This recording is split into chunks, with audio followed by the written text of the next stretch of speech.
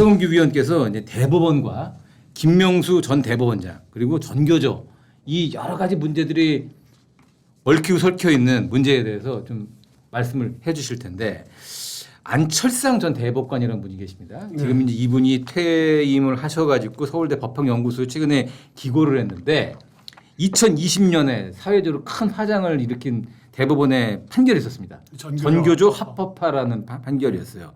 결국 전교조를 그때 노동법에 따라서 법 외 노조로 그 이 2013년이죠. 예. 박근혜 정부가 그 법의 노조 그렇죠. 법의 노조로 해서 거기 사실 전교조는 불법이다 이렇게 뭐 어떻게 보면 이제 그렇습니다. 규정했던 조치는 아니다. 그래서 이 사람들은 합법이다라는 이런 결정을 내렸는데 이 중요한 판결을 해놓고 지금 이제 4년이 지난 지금 와서 선고 기일에 쫓겨 내린 결론이었다.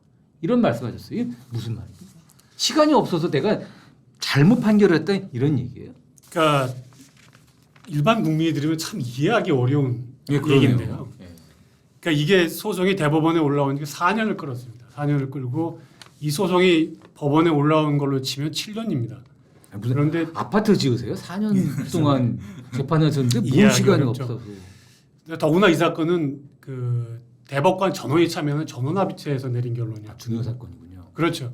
대부분 전원합의체라는 거는 중요 사건들을 다룰 때 하는 건데 이 사건을 재판하면서 4년을 끌었는데 뭔가 핵심 쟁점들이 있었는데 예컨대 그 법의 노조 통보를 어떤 문제가 있을 때 할 수 있는지 이런 것들에 대한 쟁점에 대해서 제대로 토론하지 않은 상태에서 선고 기일에 쫓겨서 선고를 했다 이런 얘기거든요. 그러니까 뒤늦게 고백을 한 거죠. 어떻게 보면 4년이나 했는데요. 그렇죠. 그러니까 어떻게 보면 납득하기 어려운 뭐 그런 얘기입니다. 근데 이제 저희가 이번 이 대법원 판결의 핵심 내용을 보면 전교조를 그 법의 노조로 인정하는 내용이 대한 부분은 제대로 검토가 못 됐고 이게 뭐 시행령과 법과 이런 어떤 절차의 문제만 살펴본 걸로 저희가 이해를 하고 있는 그것은 애초에 사실은 대법원에서 2020년에 네. 선고를 할 때부터 제기됐던 문제입니다.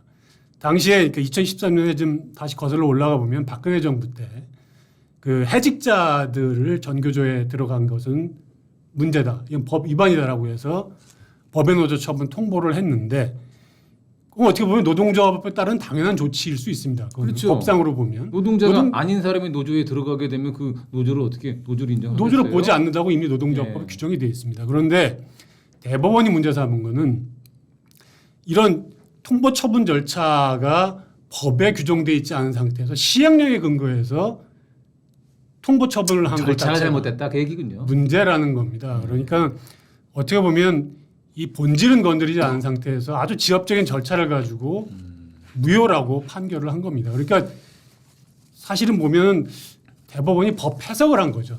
아니, 법 해석이 아니라 법을 어떻게 보면 법 해석을 해야 되는데 법을 어떻게 보면 일종의 창조한 거라고 볼 수 있는 거죠. 아까 최영규 위원께서 말씀하신 것처럼 대법원 재판이 아까 뭐 좀 약간 생소한 단어이긴 했는데 전원합의체 이렇게 얘기를 했고 전원합의체가 아닌 대법관이 혼자서 하는 좀 작은 재판도 있고 그럴 텐데 그 어떻게 지금 나눠지고 있습니까? 그러니까 이게 사실은 이런 문제가 그 아주 구체적인 디테일한 내용들은 그 재판부에서 어떤 일을 벌었는지는 알 수는 없지만 조금 그 대법원의 재판 구조를 보면 조금 이해할 수 있는 측면이 있습니다. 뭐냐면 지금 사회자가 얘기한 대로 대법원 재판은 약간 그 일반 국민들이 이해하기 어려운 약간 불편한 진실이 있습니다. 그 뭐냐면 대법원 재판은 그 대법관들이 4명씩 세개 합의부를 구성하는 소부 재판이 있고 이 재판처럼 대법관 전원이 참여하는 전원합의체 재판이 있습니다. 그런데 네. 대법원에 올라오는 사건 대부분 99.9%가 소부 재판에서 이루어집니다. 그런데 1년에 한 해 대법원에 올라오는 사건이 4만 건이 넘습니다. 4만 건이요. 그렇죠. 그리고 대법원이 9분 아니신가요? 12분이신가요? 원래 총 14명인데 14명. 대법원장은 재판을 직접 참여하지 않고 전원합의체만 들어가고 그 법원 행정처장은 대법원 재판에 실제로 참여하지 않기 때문에 12명이 4만 건의 재판을 한단 말이에요. 그런 셈입니다. 이야. 그러니까 대법관 1인당 한 해 처리하는 사건 수가 1년에 4천 건이 넘습니다.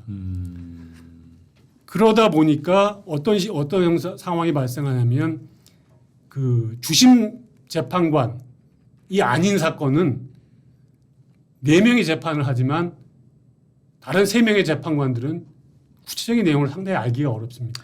그러니까 사실상 대법원 재판은 주심 재판관 1명이 하고 그것도 그 주심 재판관을 돕는 대법원 재판연구관이 처리 결과를 보고하기 때문에 대법관 1명의 단독 재판 내지는 대법원 재판연구관의 단독 재판이라는 얘기를 비판을 받아왔던 거거든요. 근데 그런 상황에서 사실은 그런 문제도 있는데 사실은 이번 판결은 문제됐던 이번 판결은 전원합의체 판결이거든요. 근데 이거는 1년에 20건이 채 안 됩니다. 그런데 그만큼 공을 들이는 재판이죠. 그런데도 불구하고 이렇게 시간에 쫓겨서 재판했다는 건 어떻게 보면 국민 입장에서는 되게 심각한 일입니다.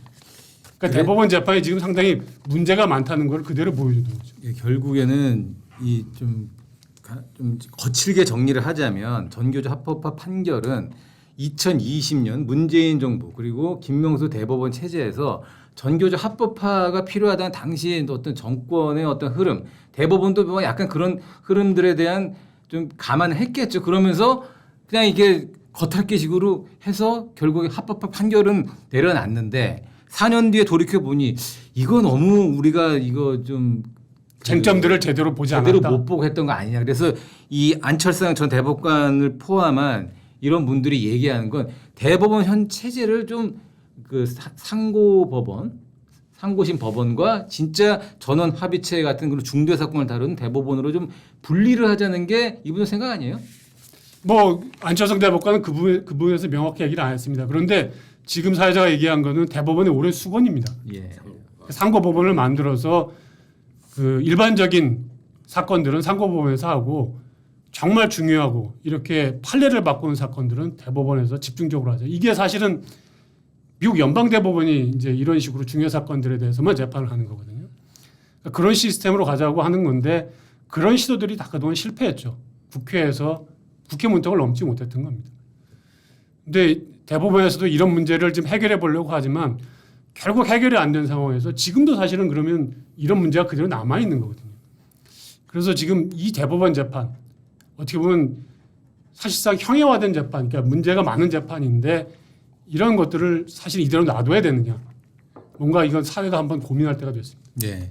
지금 최용기 위원과 얘기했던 이 지금 상고법원 문제도 그렇고 아까 우리 전력망 100기가와트 시대에 관련된 이 전력망 특별법도 그렇고 결국에는 다 예산과 인력이 필요해요. 법을 만들어야 되는 문제들입니다. 이 법과 관련된 일을 하는 게 국회입니다. 그렇죠. 국회에서 논의를 해야 되는데 지금 벌써 22대 국회가 만들어진 지 2달이 됐는데 이런 문제들은 논의를 할 생각은 안 하고 친일파니 뉴라이트니 뭐니 또 탄핵이니 뭐니 특검이니 이런 걸로만 날이 새면서 따봉받을 생각만 하고 있으니 참 걱정이 많은데 이번 그 제 79주년 광복절 때부터 서로 좀 손잡고 태극기 같이 흔들면서 우리 전력망 100기가와트 시대 그리고 상고법원 문제도 한번 같이 좀 논의해 보자. 여야 원내대표가 이렇게 좀 같이 얘기하고 대통령도 여야 원내대표 만나서 우리 좀 이런 문제 같이 해봅시다. 이렇게 좀 얘기 좀 했으면 하는 바람입니다.